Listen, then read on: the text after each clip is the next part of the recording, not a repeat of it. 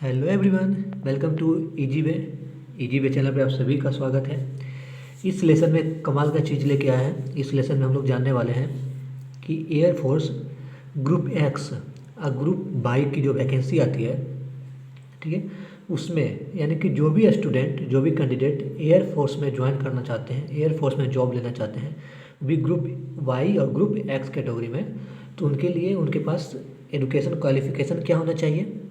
ठीक है, पहले हम लोग बात करेंगे एलिजिबिलिटी क्राइटेरिया क्या है। उसमें पहला पार्ट हुआ कि एजुकेशन क्वालिफिकेशन क्या होना चाहिए उस कैंडिडेट का या वो स्टूडेंट का।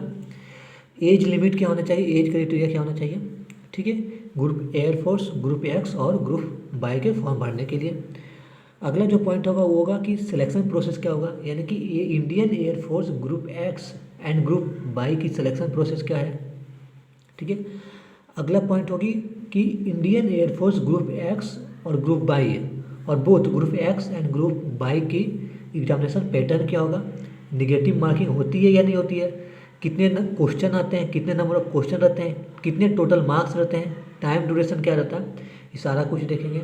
और लास्ट इस लेसन का है, लास्ट टॉपिक है कि सैलरी कितनी मिलती है इंडियन एयरफोर्स ग्रुप एक्स में, कितनी सैलरी मिलती है, ग्रुप बाई में कितनी सैलरी मिलती है, डीए अलाउंस कितना मिलता है, एचआर क्या मिलता है, सारा कुछ एकदम एक एक डाउट आपका क्लियर होगा इस लेसन में।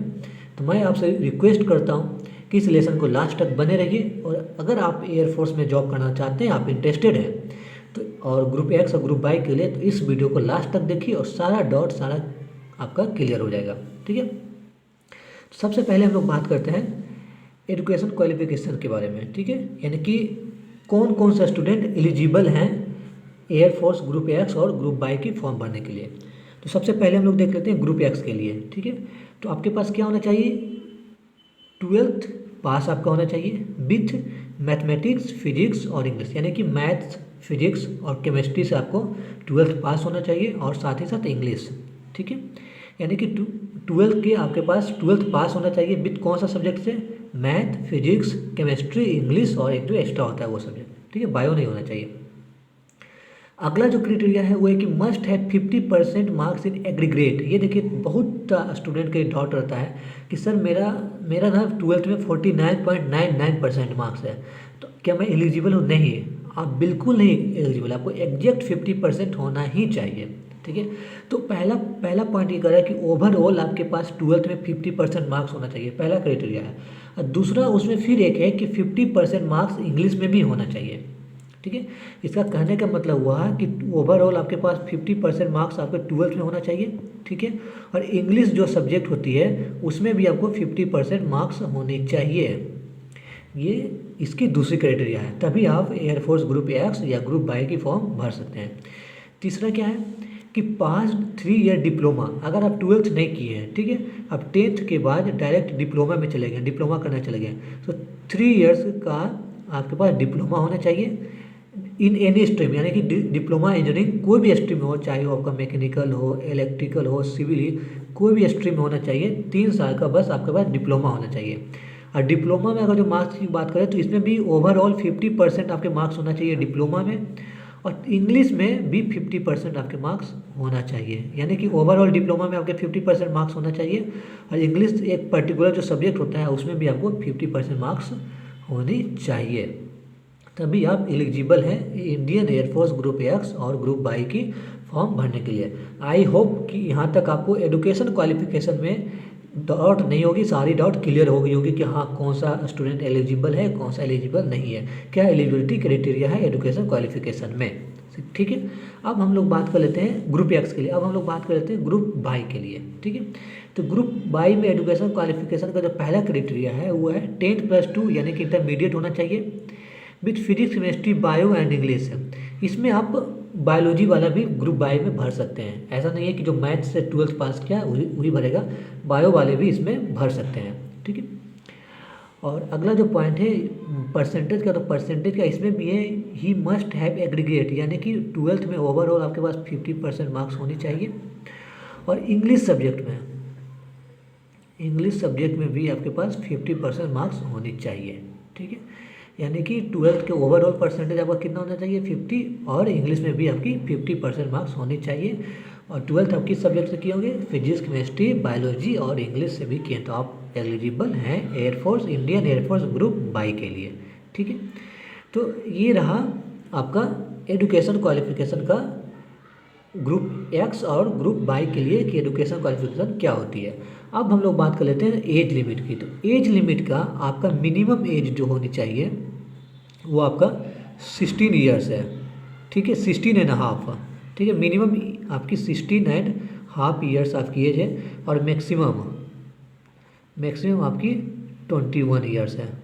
ठीक है, यानी इसके बीच में आप हैं तो आप एलिजिबल हैं। अगर इससे ज़्यादा आपकी आयु हो गया है, यानी कि 16.5 साल से छोटे आप हैं, तो आप फॉर्म को नहीं भर सकते हैं। 21 साल से ज़्यादा आपकी आयु हो गई है तो आप फॉर्म नहीं भर सकते हैं। 16.5 से लेकर 21 तक आपकी एज होनी चाहिए, इसी के बीच में आपकी अगर एज है और ये एजुकेशन क्वालिफिकेशन आपके पास है 50% मार्क्स और ये फिजिक्स, केमिस्ट्री, बायो और इंग्लिश में 50%, तब आप Indian air force group x and group by की फॉर्म भरने के लिए एलिजिबल हैं। ये तो हो गया कि कौन कौन सा स्टूडेंट एलिजिबल है फॉर्म भरने के लिए। अब हम लोग बात कर लेते हैं कि इंडियन एयरफोर्स का ग्रुप एक्स और ग्रुप बाई का सिलेक्शन प्रोसेस क्या है, यानी कि कैसे सिलेक्शन लेती है, कौन कौन सा प्रक्रिया होती है। ठीक है, पहले प्री होता है, कौन सा एग्जाम होता है, मेडिकल होता है, कितने फेज में एग्जामिनेशन होता है, फिजिकल स्टैंडर्ड टेस्ट क्या होती है, मेरिट लिस्ट क्या होती है, किस किस प्रोसेस में कितना इसका स्टेज है सिलेक्शन लेने का। ठीक है, तो हम लोग सिलेक्शन प्रोसेस देख लेते हैं। तो देखिए पहला जो स्टेज है आपका सिलेक्शन प्रोसेस में, तो पहला स्टेज आपका है रिटन एग्जामिनेशन। आपका रिटन एग्जामिनेशन होगा। ठीक है, इसमें अगर जो आप क्वालिफाई कर गए उसके बाद आप दूसरे स्टेज में आ गए, फिजिकल फिटनेस टेस्ट में आप आ गए। ठीक है, फिजिकल फिटनेस टेस्ट आपका दूसरा स्टेज है। ये क्वालिफाई करने के बाद आप आ गए मेडिकल के लिए, आप फिर किस में मेडिकल के लिए चले गए।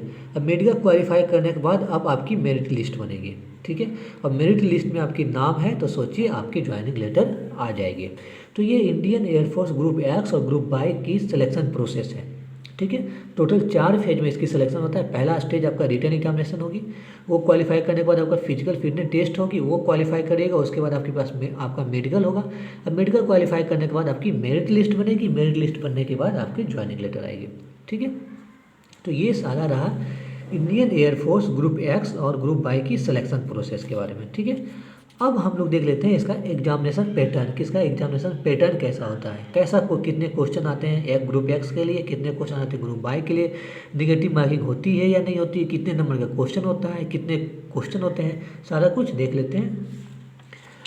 तो अब हम लोग देखते हैं इसकी एग्जामिनेशन पैटर्न के बारे में। तो देखिए सबसे पहले एग्जामिनेशन पैटर्न में ग्रुप एक्स की बात हम लोग करेंगे। तो ग्रुप एक्स में देखिए इंग्लिश से आपके 20 क्वेश्चन, टोटल 3 पार्ट में आपका एग्जामिनेशन होगा, इंग्लिश, मैथ और फिजिक्स।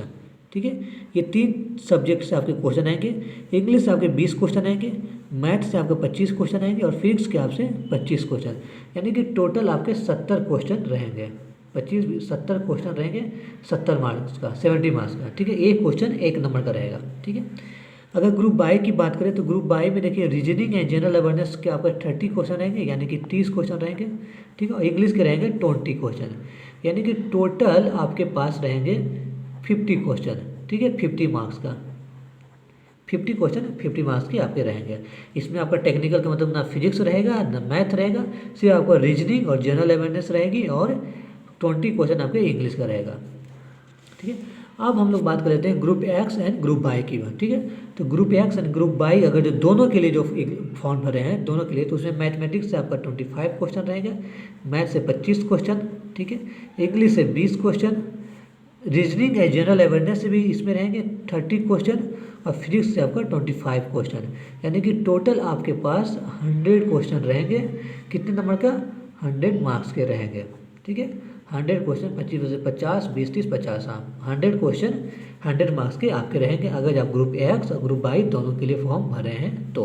ठीक है, अगला जो बात है अगला पॉइंट है कि करेक्ट आंसर मतलब एक क्वेश्चन 1 नंबर का आपका रहेगा। ठीक है, 1 क्वेश्चन 1 मार्क्स।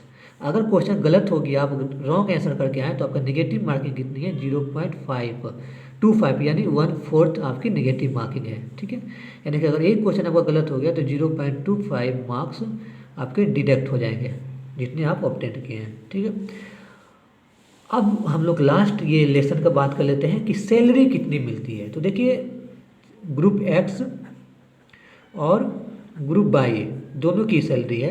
जब आप ट्रेनिंग में हैं, ड्यूरिंग ट्रेनिंग पीरियड आपका 14,600 पर मंथ मिलेगी। ठीक है, ये आपकी ड्यूरिंग ट्रेनिंग है, जब आप ट्रेनिंग में तब।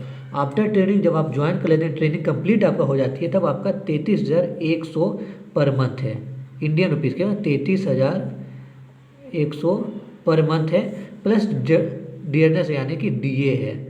डीए आपका डिपेंड करता है इस पर, एचआर मिलता है, सारा कुछ ऐड करके आपका इसमें मिलता है, तो प्लस डीए अलाउंसेस है, और ये आपका 33,100 आपकी आफ्टर ट्रेनिंग कंप्लीट का। ये एग्जैक्ट नहीं है, ये आपका अप्रोक्सीमेट सैलरी है। ठीक है, लगभग इतना ही आपको मिलती है, इसे थोड़ा सा ऊपर नीचे प्लस माइनस हो सकता है।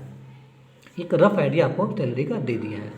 ठीक है, तो ये आई होप कि ये इंडियन एयरफोर्स ग्रुप एक्स और ग्रुप वाई की जितने भी डाउट होंगे वो आपके क्लियर हो गए होंगे। इसकी एलिजिबिलिटी क्राइटेरिया के रिगार्डिंग, एजुकेशन क्वालिफिकेशन शैक्षिक योग्यता के रिगार्डिंग, एज लिमिट के एज क्राइटेरिया के बारे में, सिलेक्शन प्रोसेस के बारे में, एग्जामिनेशन पैटर्न के बारे में, सैलरी के बारे में, नेगेटिव मार्किंग के बारे में, किस सब्जेक्ट से कितने क्वेश्चन आते हैं इसके बारे में, ये सारा कुछ आपको इस लेसन में आई होप, मैं आशा करता हूँ कि आपको एक एक डाउट, एक एक पॉइंट क्लियर हो गए होंगे।